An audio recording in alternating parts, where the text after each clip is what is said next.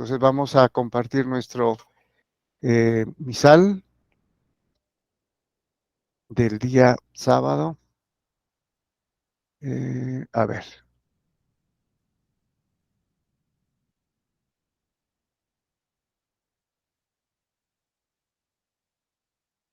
sábado, ¿no? Ahí está.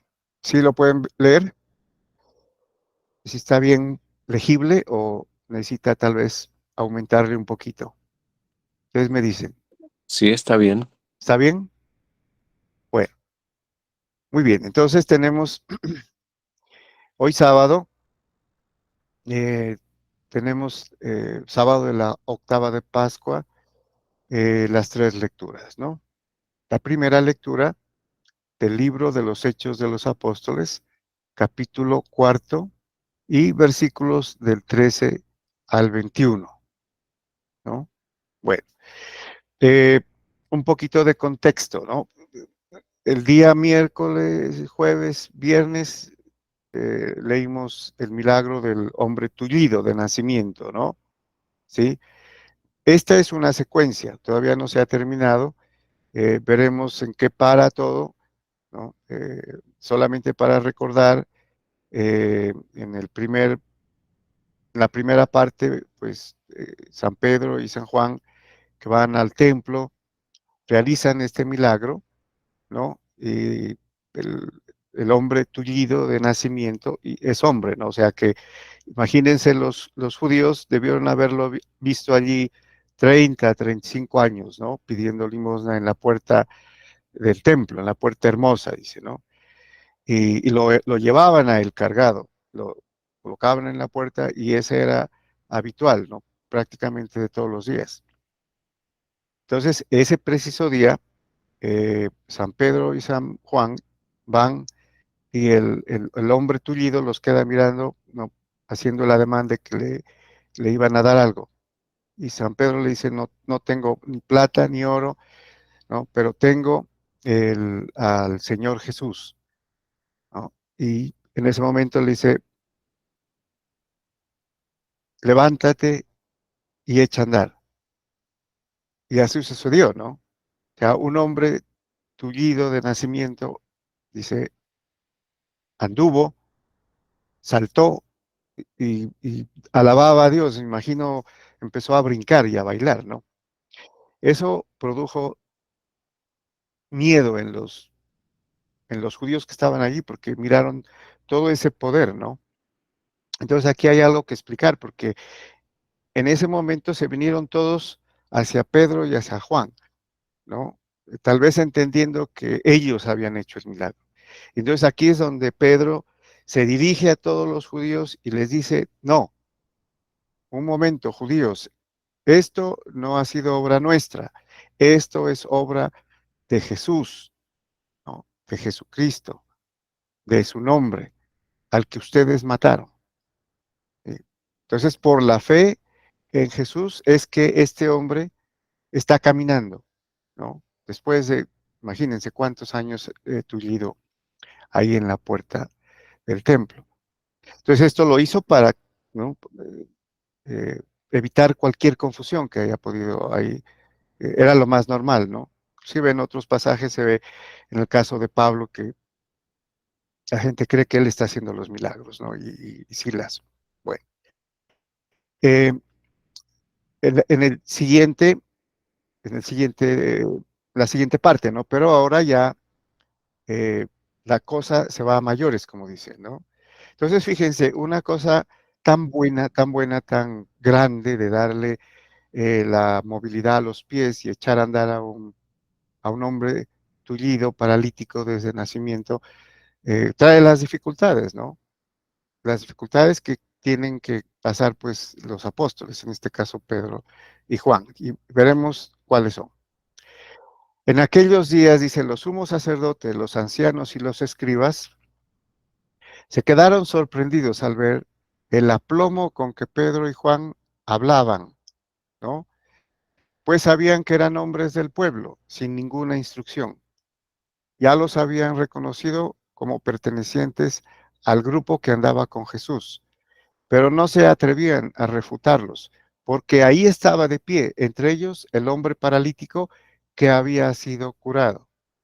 Entonces no había nada que hacer, ¿no? Pero como les decía inclusive en los videos, esta es obra del Espíritu Santo, esta es obra de Dios. Y por eso Pedro les explicó, primero a los judíos, a la gente, ¿no? Luego a los fariseos, ¿no? A los sumos sacerdotes, de que ese era el poder de Jesucristo, del Señor, ¿no? Quien había sido resucitado y glorificado, y por eso se daba ese milagro, ¿no? Y ahora ellos están acá ya en la reunión, ¿no? En la asamblea, en el Sanedrín, y están frente a todas las autoridades, pues, ¿no? Sacerdotes, escribas, doctores de la ley, ¿no? Y ellos quedan asombrados porque, y como les decía en el video, eran pescadores, ¿no? No, no sabían leer ni escribir, ¿no? Nada, analfabetas, solamente sabían pescar. Y para que Pedro eh, cite, ¿no? Las escrituras, los salmos, explique, interprete, y el valor con que lo hace, ¿no?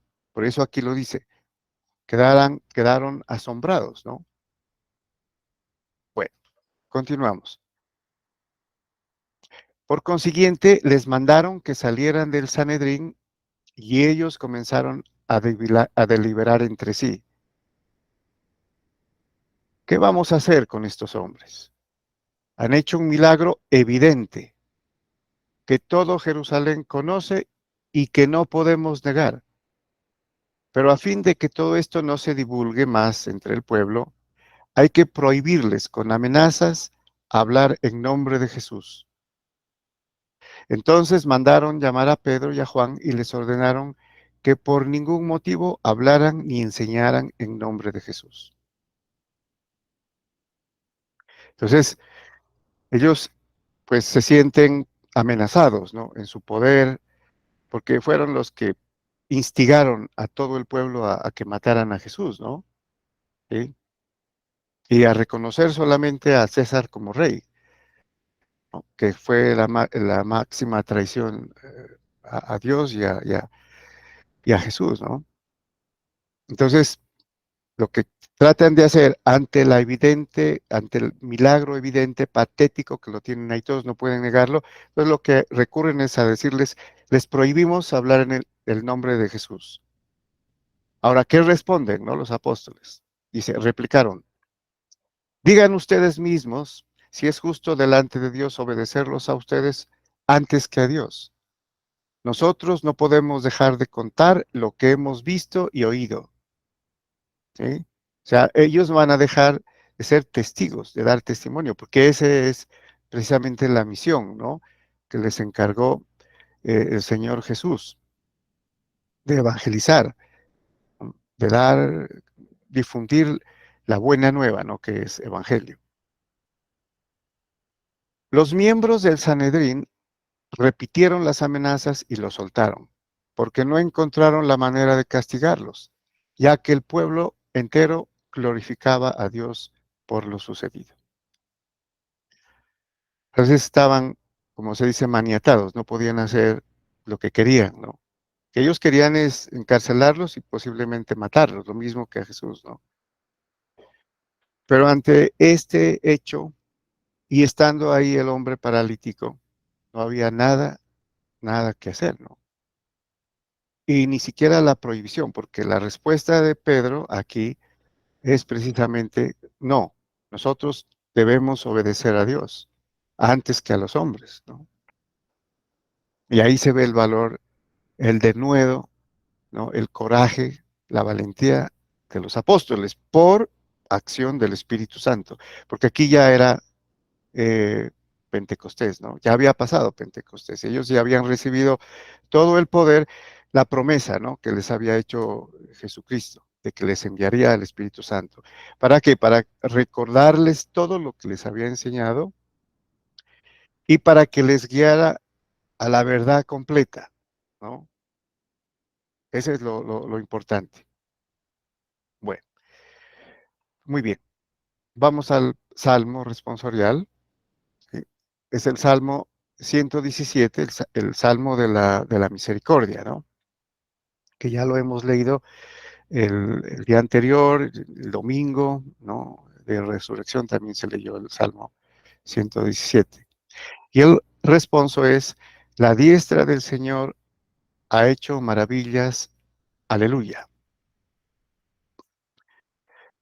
Te damos gracias, Señor, porque eres bueno, porque tu misericordia es eterna. Fíjense, en este versículo podemos darnos cuenta, si ustedes leen el Salmo 117, hay 10 veces en las que dice, porque eres bueno, porque es eterna tu misericordia, ¿no? Y los agentes cambian, pero sigue con el estribillo, porque eres bueno, porque es eterna tu misericordia. Entonces, es un salmo de alabanza, ¿no? Por el aleluya, y te damos gracias, ¿no? Sí, que es alabar, en realidad. Continuamos. El Señor es mi fuerza y mi alegría. En el Señor está mi salvación. Escuchemos el canto de victoria que sale de la casa de los justos. Entonces, el Señor es mi fuerza y mi alegría, ¿no? En el Señor está mi salvación. Recuerden que eso es salmos que muy probablemente los compuso el rey David, o sea, hace 1000 años antes, ¿no? De lo que está pasando hace 2000, que es con Jesucristo. O sea, eso hace 3000 años. Y ya está profetizando lo que va a pasar, ¿no? Hace 3000 años. La diestra del Señor es poderosa. La diestra del Señor es nuestro orgullo. ¿A qué se refiere el salmista aquí cuando dice la diestra? ¿No? No se refiere a la mano derecha como miembro, ¿no? Sí, la diestra es un simbolismo, pero que se refiere a, al Mesías, al Señor, a Jesús. ¿Sí? Lo tenemos en el credo, ¿no? Se sentó a la diestra de Dios Padre. Él es la diestra. Está sentado a la derecha, dice, de Dios Padre, ¿no? Sí. Entonces ya esto es mesiánico, desde hace esto 3000 años. Continúa diciendo, no moriré, continuaré viviendo para contar lo que el Señor ha hecho. Me castigó, me castigó el Señor, pero no me abandonó a la muerte. ¿Mm? Recuerden que el pueblo judío, pues, se apartó de Dios, ¿no? Cometieron, como vimos en Cuaresma, las grandes inequidades, ¿no? Abominaciones, dice los profetas Jeremías, Ezequiel, Isaías, ¿no? Pero no lo abandonó. A- a- Unos quedaron, ¿no? Un resto, como decía, un remanente que eran, seguían siendo fieles, ¿no? Continúa, ábranme las puertas del templo, que quiero entrar a dar gracias a Dios, ¿no? A dar gracias, agradecer. Esa es la toda judía, ¿no? Que viene siendo la Eucaristía nuestra, pero en ese tiempo todavía no se conocía eh, como tal, ¿no? Pero era la alabanza de acción de gracias, ¿no? Y acción de gracias es precisamente Eucaristos, Eucaristos en griego, ¿no? Bueno, o sea, es una prefiguración, digamos, ¿no? De este tipo de alabanza.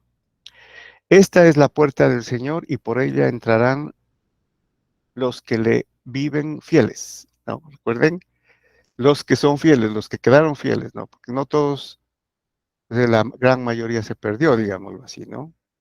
Pero sí siguieron algunos fieles, ¿no? Por eso el Señor cumplió la promesa. Te doy gracias, Señor, nuevamente dice, pues me escuchaste y fuiste para mí la salvación. Salvación, este término es importantísimo, acá se repite, ¿no? También, salvación. Salvación es eh, Yahshua, ¿no? Es la raíz del verbo salvar, que es, ¿no?, parte del nombre de Jesucristo, ¿no? Yahshua, ¿sí? Recuerden que Jesús quiere decir Dios salva, ¿no? Yah, que es Yahweh, y Shua, Dios salva. Bueno, también, ¿no? Es bastante mesiánico, ¿no? Profético, el Salmo 117. Hermoso por la parte de la misericordia también, ¿no? Qué interesante, ¿no? No es coincidencia. En esta semana, empezando desde el domingo de resurrección, se canta la misericordia, ¿no? Y no es coincidencia, les digo, que se celebre mañana o el domingo la fiesta de la Divina Misericordia, y lo pidió así, ¿no? Jesús, al aparecerse a la hoy santa María Faustina Kowalska, le dijo, es el segundo domingo eh, después de resurrección, ¿no? O es segundo domingo de Pascua, digamos así. Bueno, y continuamos con el Evangelio, ¿no? Se lee el día, hoy sábado, el Evangelio según San Marcos, capítulo 16, versículos del 9 al 15. También es conocido, ¿no? Por ustedes. Es sobre la resurrección, ¿no? Entonces ya hemos leído a Mateo, hemos leído a, a Lucas, a Juan y a Marcos, ¿no? Que narran el acontecimiento más importante, ¿no? Es la resurrección, ¿no? De diferente manera, algunos, pero que, digamos, en realidad es el mismo evento, ¿no? Veamos qué dice San Marcos. Dice, habiendo resucitado al amanecer del primer día de la semana, Jesús se apareció primero a María Magdalena, de la que había arrojado 7 demonios. Ella fue a llevar la noticia a los discípulos, los cuales estaban llorando, agobiados por la tristeza. Pero cuando la oyeron decir que estaba vivo y que lo había visto, no le creyeron. Después de esto, se apareció en otra forma a 2 discípulos que iban de camino hacia una aldea. Estos eran los de Maús, ¿no? Sí, los discípulos que iban a 11 kilómetros, dice, ¿no? Y que tuvieron que devolverse cuando lo reconocieron, ¿no? Recuerden que el Señor celebró ahí una primera liturgia, ¿no? De la palabra y de la Eucaristía, y lo reconocieron al partir el pan, ¿no? Y se regresaron. También ellos, ¿no?, fueron a anunciarlo a los demás, pero tampoco a ellos les creyeron. Por último, se apareció Jesús a los 11 cuando estaban a la mesa y les echó en cara su incredulidad y dureza de corazón, porque no les habían creído a los que lo habían visto resucitado. Jesús les dijo entonces, vayan por todo el mundo y prediquen el Evangelio a toda criatura, a toda, ¿no? Es importante. Vayan por el mundo. El mundo es cosmos, ¿no? En griego, el término mundo es cosmos, en griego. Y prediquen el Evangelio a toda criatura, a todos los hombres, ¿no? Mínimo, a la humanidad completa.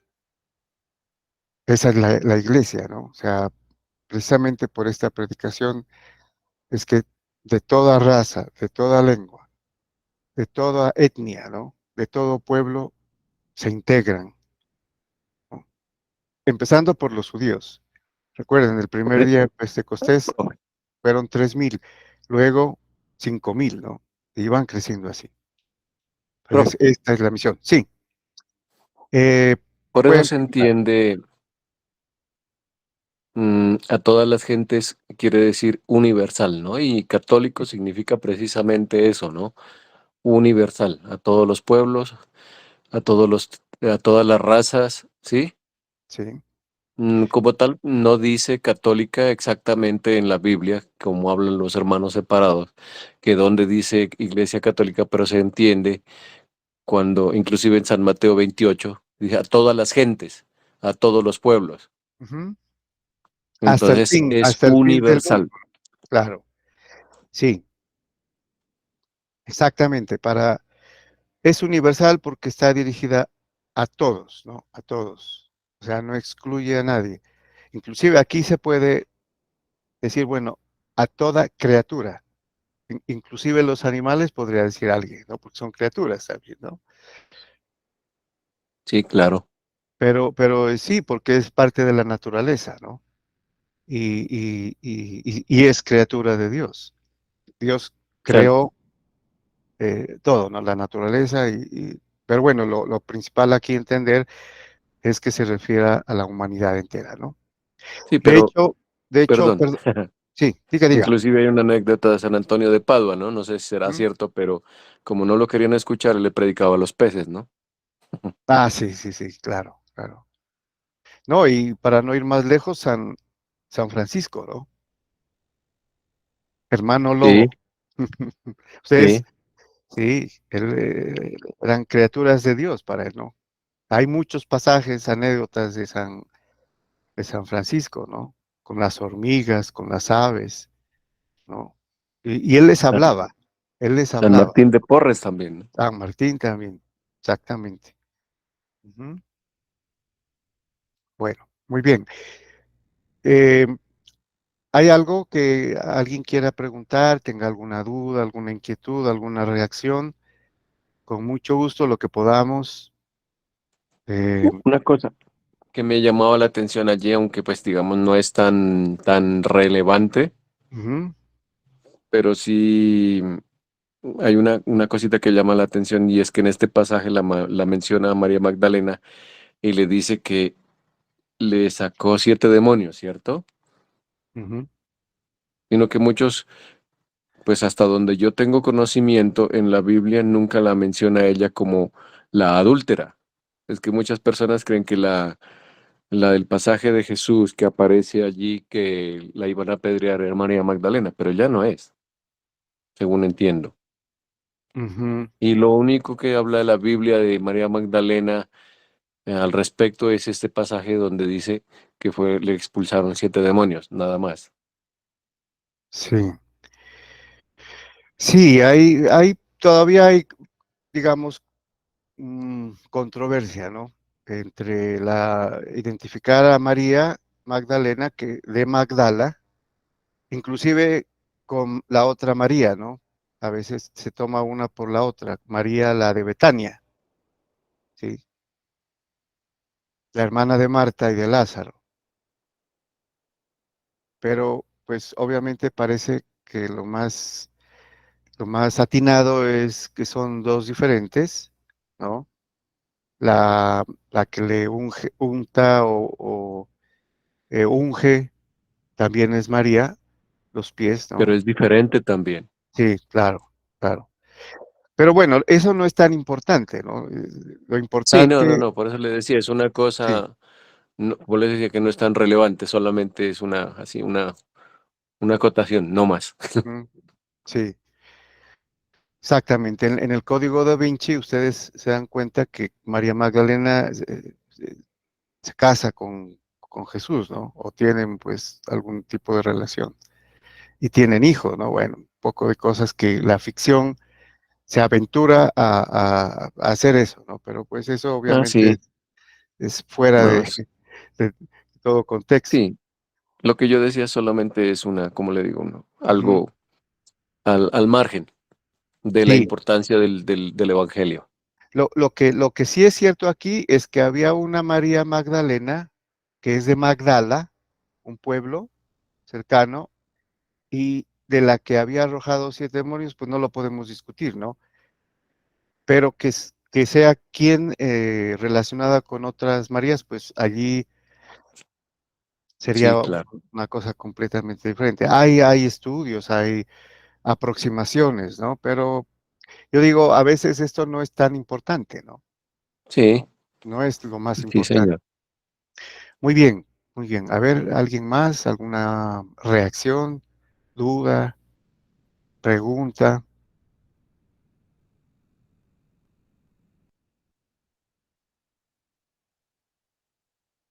Porque ya estamos en la sección de preguntas, ya hemos terminado, ¿no?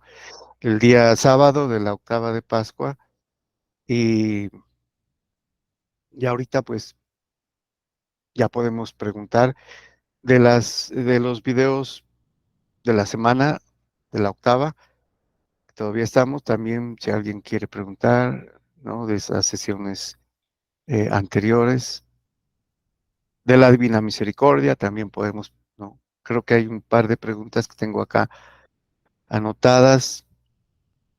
Sí, hay una pregunta, no sé si podría de una vez. Profe, una cosa que pues, me Ujú, gustaría decir es que, pues, todo el mundo habla de la divina misericordia y bueno, reza la divina, pero pues yo creo que una cosa muy importante y es para que Dios sea misericordioso con nosotros y pues tenga piedad y perdone nuestros pecados, es una ujú, cosa fundamental, fundamental que el ser humano se arrepienta para que Dios sea misericordioso. Porque Dios, porque sí, por así, si el pecador no se arrepiente, pues Él no va a ser misericordioso. O sea, tiene la misericordia, o sea, Él es misericordioso ciertamente, pero si el pecador no se arrepiente, pues no le va a llegar la misericordia. Al respecto, profe, o ujú. sea, yo he oído que la misericordia no está, o sea, no puede ser sin la justicia, ¿no? Porque si Dios no es justo, ¿cómo puede implicar la misericordia? Ujú. Bueno, a ver, esas son dos aspectos muy difíciles, ¿no? De dilucidar, porque por una razón particular, y es que, por ejemplo, lo que ha dicho o lo que ha manifestado Rolando y Pilar, en apariencia tienen mucha razón, mucho peso, ¿no? Yo estoy en acuerdo o podría ser de acuerdo en buena parte de lo que dicen, ¿no? Pero esa es la posición humana, de cómo nosotros queremos que sea el misericordioso, ¿no? Sí, y es normal, es humano, pero no sabemos, ¿no? O sea, si el mismo Señor dice que la misericordia no tiene límites, que el peor de los pecados, ¿no? Así sean rojos, dice, como lo más rojo, lo más malo que puede hacer. La misericordia del Señor lo puede dejar blanco, dice, ¿no? Bueno, ese es, claro que es simbolismo, ¿no?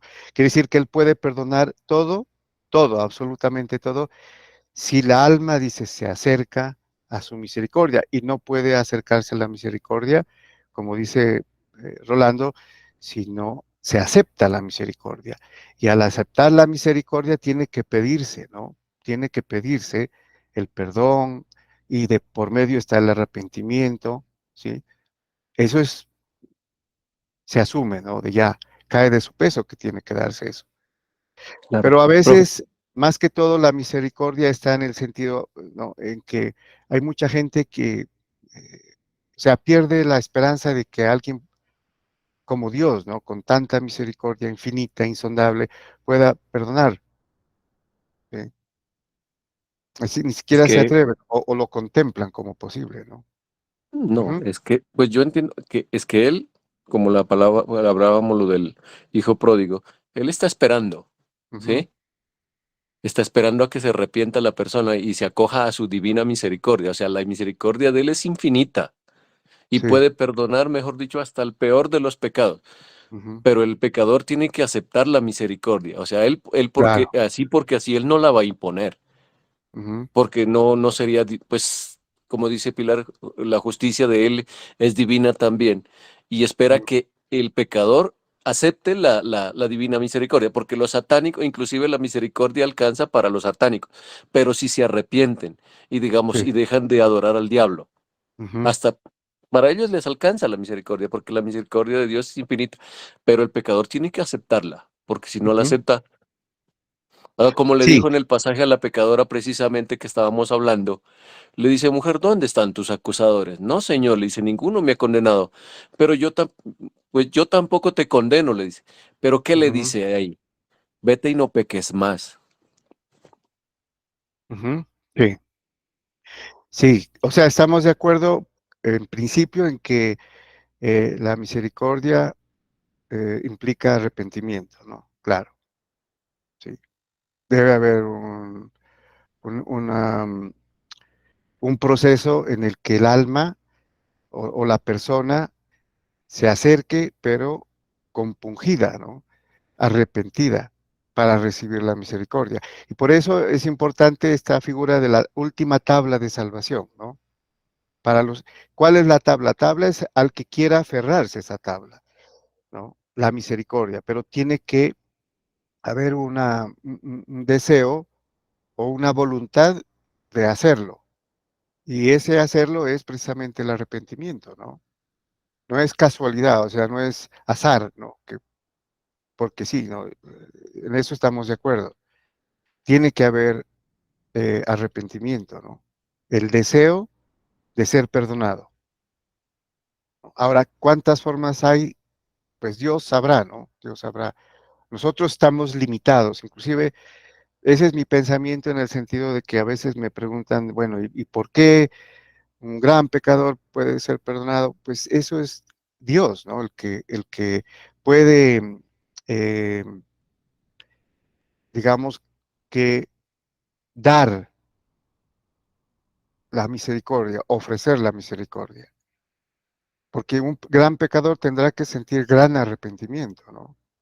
Una persona que, digamos, no haya caído, pues obviamente que tendrá muy poquito que arrepentirse, ¿no? Sobre todo si hay mucha gente que está en gracia de Dios, por ejemplo, ¿no? Pero la gran Sí, misericordia es precisamente para los grandes pecadores, ¿no? sí, Ujú. señor. Porque inclusive a Sor Faustina Kowalska, el Señor le mostró el infierno. Sí.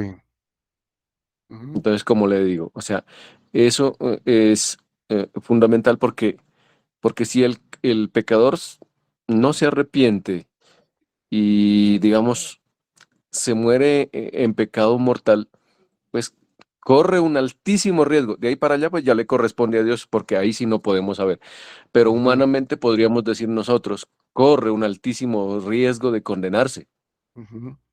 Sí, Sí, y por eso precisamente Dios le mostró a Sor Faustina el infierno. Si no, no lo hubiera mostrado. Simplemente mi misericordia es infinita y San se acabó y yo los voy a salvar a todos. Pues así no es. O sea, claro, tiene que no. aceptarla. Uno tiene que y lógicamente la misericordia es pues para los más pecadores. Por eso dice aquí las almas tibias que se acerquen, dice. Ujú. Claro, Es que si uno claro, está allí frío, la misericordia tiene que ser antes de, ¿no? claro. Porque pues Sí, los que se señor, condenan son los que deciden condenarse, básicamente, ¿no? O sea, para hacerlo sencillo. correcto. O sea, ante eso Dios no puede sino aceptar que Sí, Dios, señor. el libre albedrío, una persona lo desea hacer, y esa debe ser, ¿no? La gente, pues que, digámoslo, lastimosamente tomó ese rumbo, ¿no? Ahora, antes de eso, Dios puede poner toda la posibilidad de la misericordia, pero tiene que ser antes y tiene que irse, quererse, desearse la misericordia, ¿no? Y no puede ser sino a través del arrepentimiento. Y porque inclusive Imagínense la Virgen, el caso de los grandes, ha habido, ¿no? Casos, por ejemplo, de gente que ha sido condenada a muerte y suplican, ¿no? La misericordia. como último recurso, ¿no? Para poderse salvar de la pena de muerte, corporalmente, quiero decir, ¿no? Ah, sí, claro. Bueno, pero yo Ese, digo, ujú, sí, perdón, o sea, es un ejemplo muy bueno lo que usted me está diciendo, ujú, porque se imagina un condenado a muerte y dice, no, pues le vamos a aplicar la misericordia y lo vamos a salvar. No, si él la mm, pide, ¿sí? Se le dará la misericordia, pero si no la pide, ¿a son de qué lo van a salvar? ¿A son ah, de qué le van a aplicar la misericordia? ujú, Y la Virgen en los mensajes, inclusive en Fátima, citando a Fátima, ella dice, conversión, dice, ujú, recen el rosario, hagan penitencia. penitencia,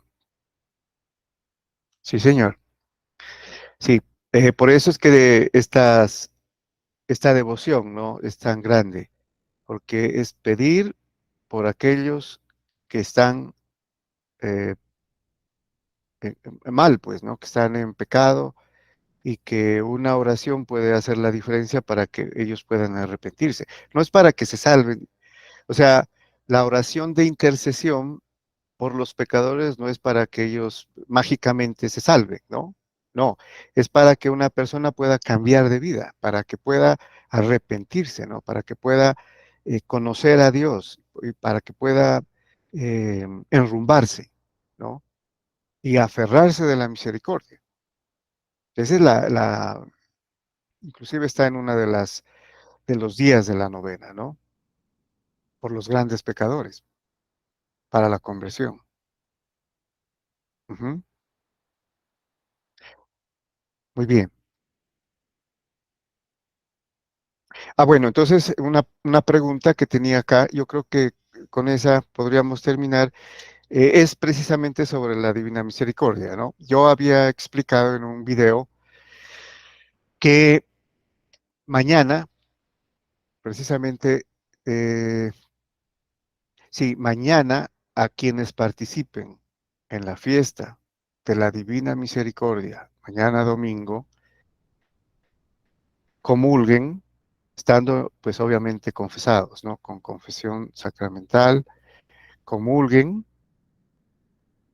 esa persona se le perdonan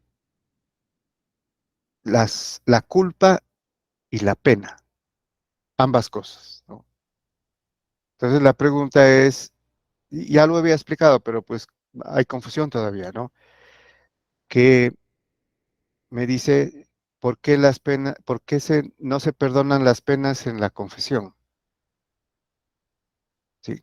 Entonces vuelvo a explicar, la confesión sacramental, la que administra la iglesia a través del sacerdote, ¿no? Por el orden sacerdotal, que es Cristo mismo el que perdona, Dios mismo, a través del sacerdote, eh, se perdona la culpa, el pecado como tal, la culpa, pero no la pena. La pena permanece. La pena es el daño que se ha hecho por por la culpa, por el pecado que ha sido perdonado, ¿no? La consecuencia de ese pecado, o sea, Dios a través del sacerdote lo que hace es perdonar el pecado, pero la consecuencia de ese pecado, lo que dice usted, la pena, Ujú. ¿sí? Yo lo entendía pues que la culpa debida por el pecado, esa es la que nosotros tenemos que pagar en el purgatorio y esa es la que, digamos, en una indulgencia plenaria es la que se perdona, ¿cierto? Sí, Eso es perdón. lo que yo entendía. Sí, inclusive yo les había dicho que podrían ir ustedes al parágrafo precisamente sobre la doctrina de las indulgencias, ¿no? Yo lo voy a leer aquí para la persona que le dije que mirara em, en Perdone, profe. el Catecismo de la Iglesia Católica. Sí, diga.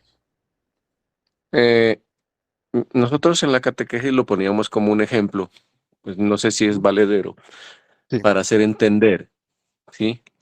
Ujú. El ejemplo era que digamos que un niño, o una persona rompe el vidrio de una casa con un balón, Sí. intencional o no intencional, Ujú.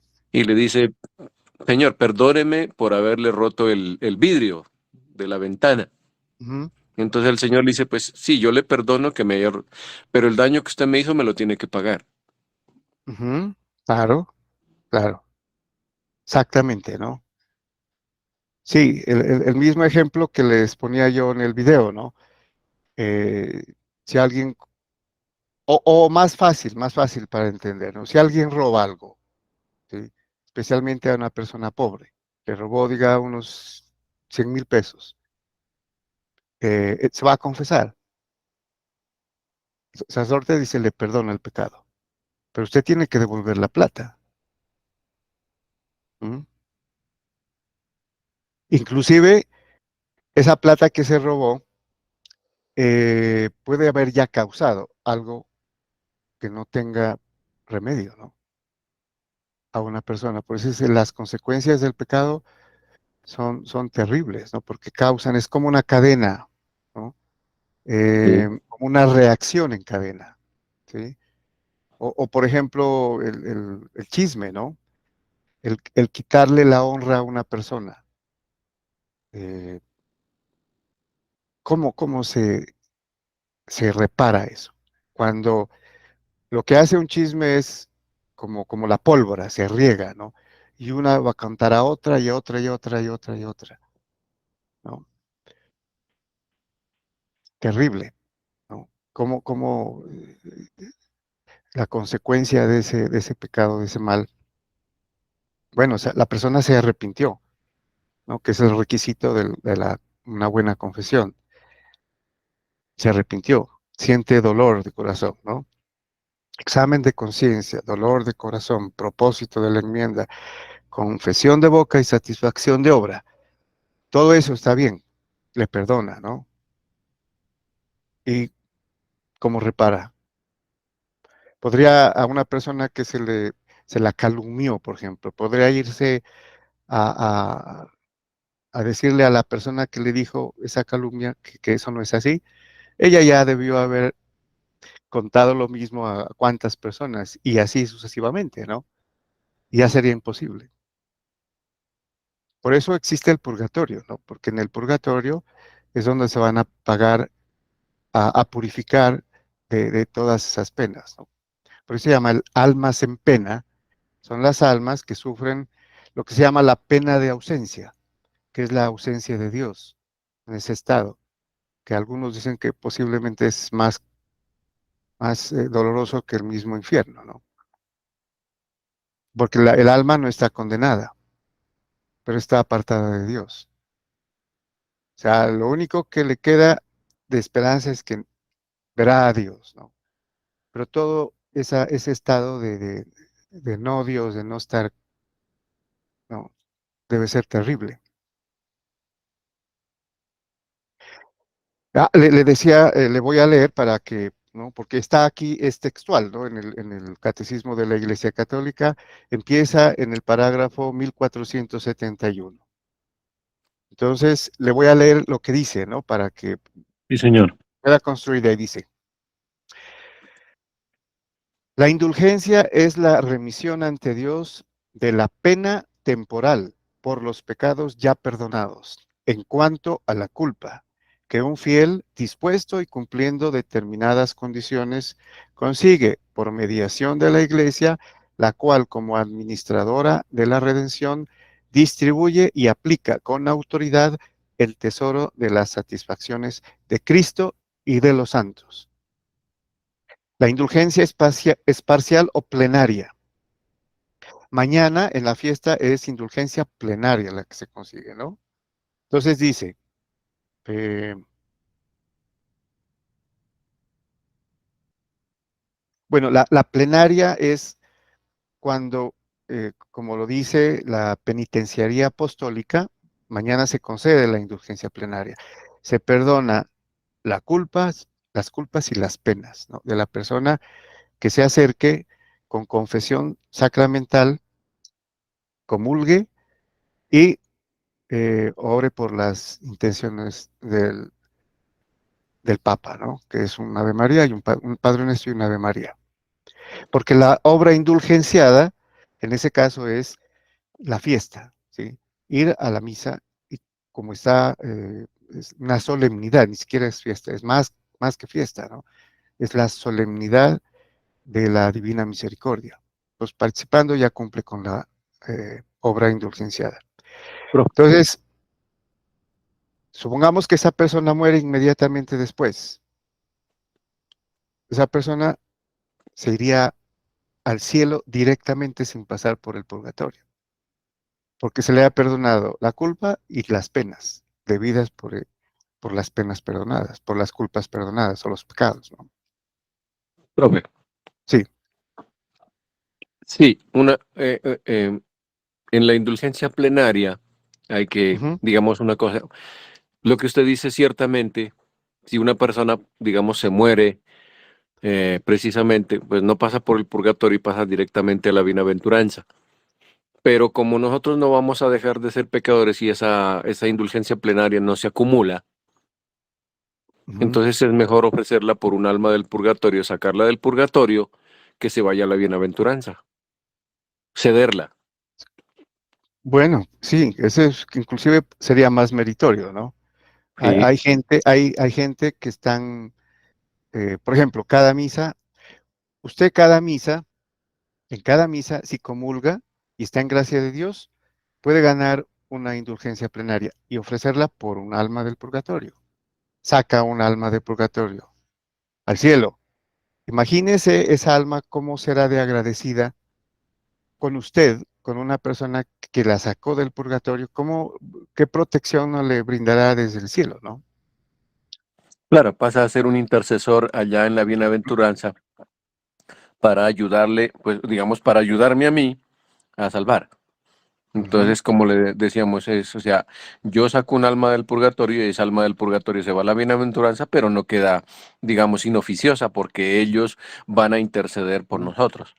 Es como cuando una persona a usted le salva la vida, ¿no?